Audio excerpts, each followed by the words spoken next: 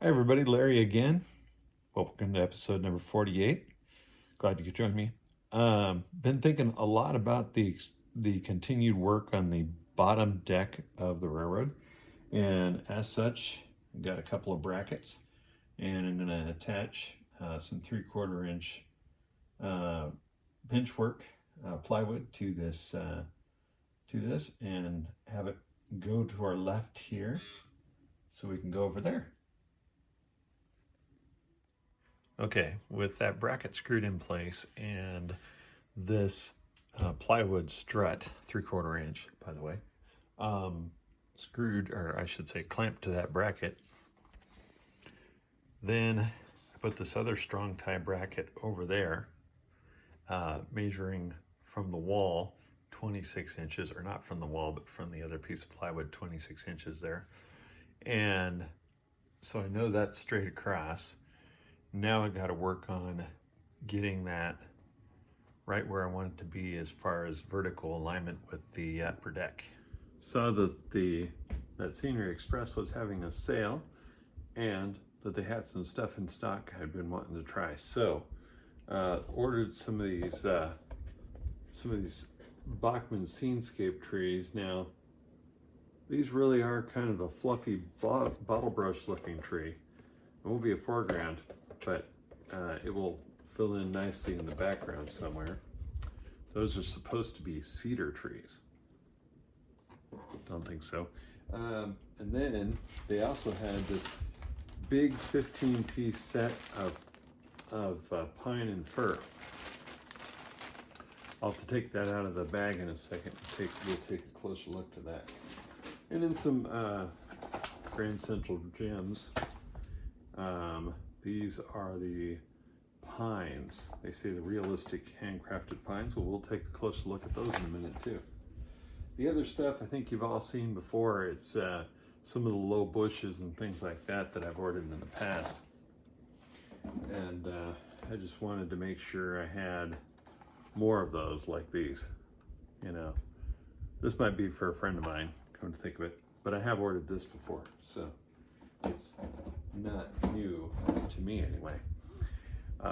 Let's see. Oh, well, here's I know this wasn't for me, but this is a moss green thicket, I think they call it.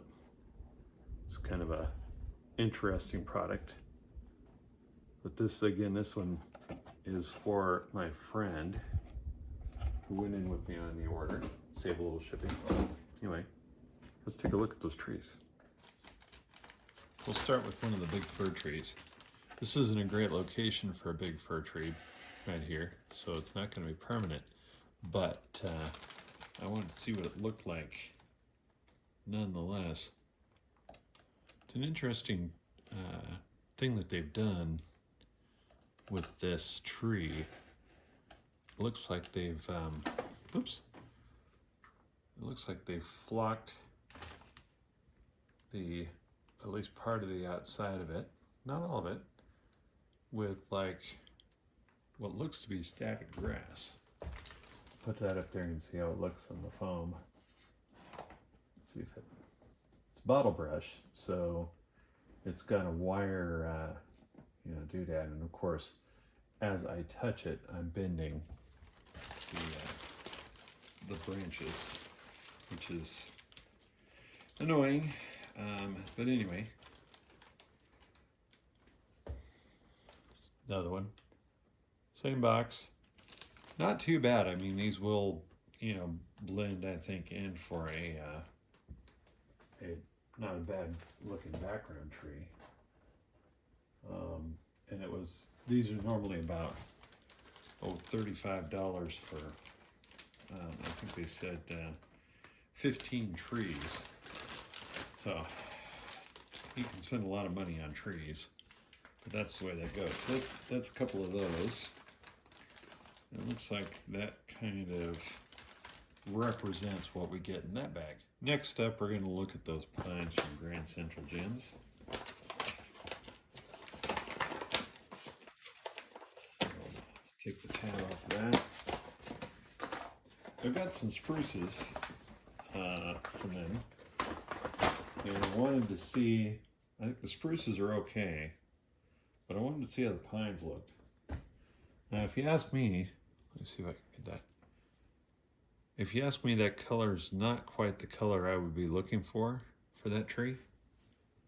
But, you know, it may do for a little mix in. And it looked like there was a little bit of variation on there. I saw one of these other ones in the bag that I think I liked a little bit more. I don't know if I can get that in focus. There we go. So I like the texture of that one. I'm still not too sold on the color of it. And now we're going to take a look at the scenescapes. I keep wanting to call them screenscapes, because that was a screensaver I had on my computer back in the like 90s or something like that. That was kind of a neat screensaver set that you can't get anymore. But anyway, people don't do the screensaver thing as much as they used to.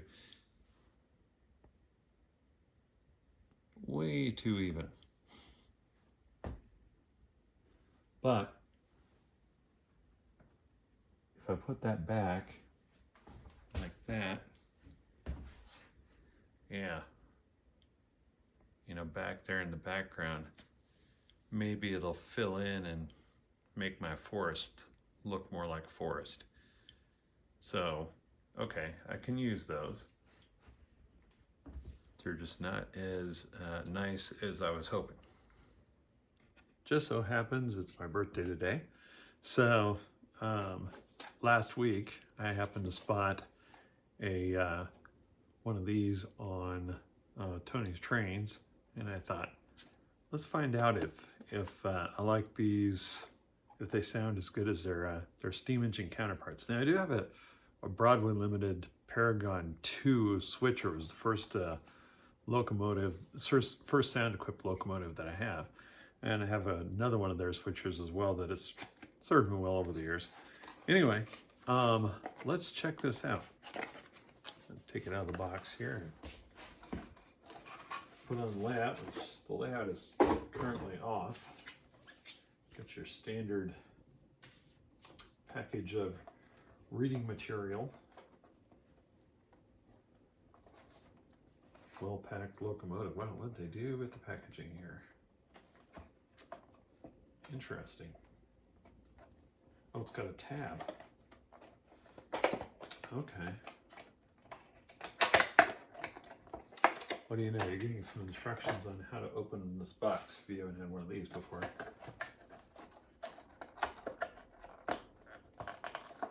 And I gotta say, it's well packed. If I can actually get it out of the package. There we go. Undo the tabs and push.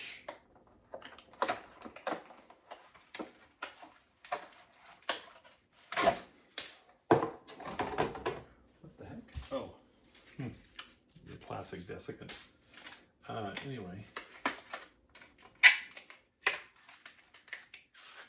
All right, let's take this baby out of here. Put it on the rails. I'm going to spare you guys the foam removal.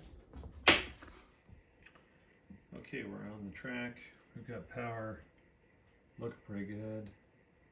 The headlights look to be in Mars light mode.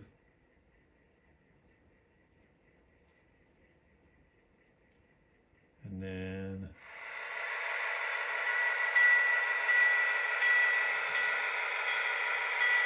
you'll notice that it looks like the class lights are lit up, and that's because they are.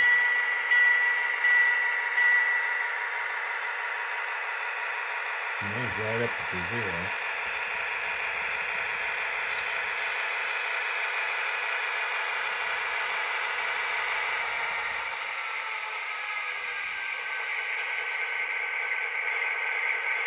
All right. Now I'm to program it, and there's something goofy going on with the trip pin of the front couplers, so I'll probably have to do something with that. But I would typically change those out for KDs anyway, so there you have it. And this one's got a go pack in it, so if I do this, it keeps on running for a few seconds, like that. And it's not going to automatically start again until I get it moving again. I kind of like that.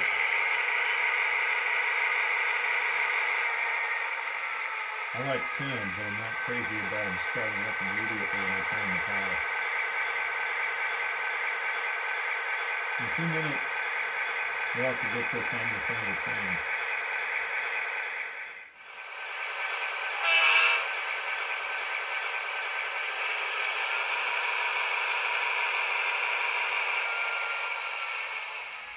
Over at the programming bench, I've dropped the master volume, horn volume, bell volume, and diesel volume down, and also assigned the road number that's on this side of the locomotive there. I went down and bought another sheet of plywood. My friend Marv was nice enough to come over and help me get it in place and cut it. So I'm working on cutting this piece of plywood so it fits for the deck right here.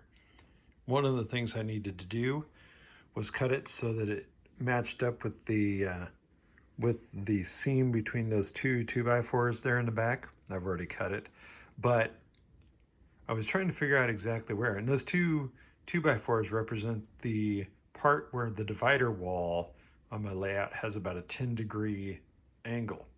So one of them kind of bends towards me, the one on the right bends towards me. And so it occurred to me that if I used my laser level, this laser level it's battery powered. It has a vertical laser as well as a horizontal one.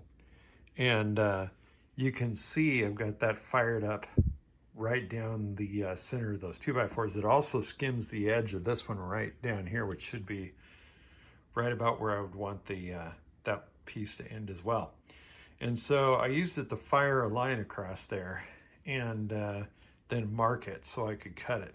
Now I've cut it, of course, but I've got some more to do with this yet.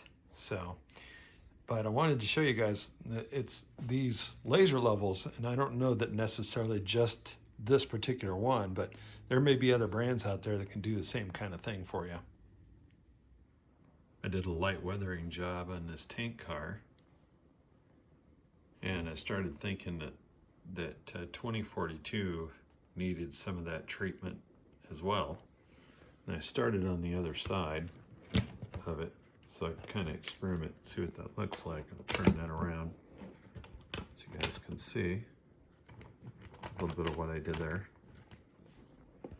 This is all Pan Pastels. And it shows up more in person than it does on the, in the video, and including like a little bit of rust that I put down on the springs and some little rust around along the walkway, and I did some very light gray, pretty much an off-white actually on the car body, and pretty pleased with the way that's turning out. But I'll probably end up doing more on that, giving it a little bit dirtier. I thought I might as well show you guys what I'm doing. Some of you have probably done some of this stuff yourself, but I'm just going down the side of the car body with this what they basically referred to as a Pan Pastel knife. With a foam tip on it. Foam tips on this one's getting a little worn out, so it's starting to come apart. I'm gonna have to replace the tip here pretty soon. But I do some of this, and I do some things with a stiff brush as well, or maybe you know, maybe a color shaper. I'm waiting on some stiffer color shapers to come from to get shipped here, because the ones I got are kind of like not, they're pretty flexible, they're pretty lightweight, they don't push hard enough to get the effect that I want. I'll talk about that a little bit more in just a minute. You'll see there's a, there you go. So that was the kind of the lightest color, and I like to use my lightest rust as well. Kind of run that in the grills a little bit. And let's see. Again, this is kind of a just getting started kind of thing. I'm using a kit I'll try to post in the comments that I got from the Bezosphere, or Amazon.com, I guess as people would call it. I tend to make fun of it a little bit, but there you go. For the trucks here, I'm just going to show you this real quick. I just go with the light gray. You know, if you look at pictures of real locomotives, the trucks are definitely not black. They're more of a weathered gray look, unless they're like Santa Fe, or Burlington Northern Santa Fe in some cases, where they're silver, right? But and I have been known to take these and mask off the wheels and you know, airbrush them, but this just gives me a quick kind of, you know, dusting of the trucks, and so nothing too bad. I don't go crazy with my weathering for the most part. It's pretty light duty stuff. Okay, so that, and then the fuel tank. I found a picture of the Jeep 20 on trainpics.com of this particular one, which was kind of a neat thing. I want to get, when I get my color shapers, I'm going to run the weathering a little harder into the grooves along here. So I need that tool to be able to do that. I suppose I might be able to use a toothpick too. So anyway, there you go. That's pretty close to, that's a good start. That's a good start. I just need to do a little on the springs. And of course, these Pan Pastels won't stay unless you rub them in pretty good. Anyway, now that looks like a used locomotive.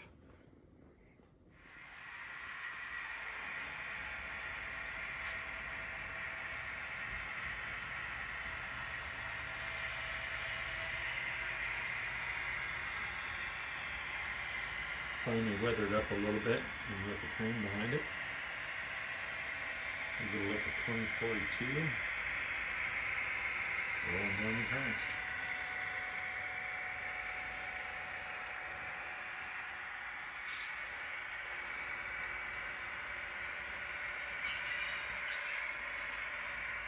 And you're probably wondering if I'm ever going to decide whether I'm through with this river or not.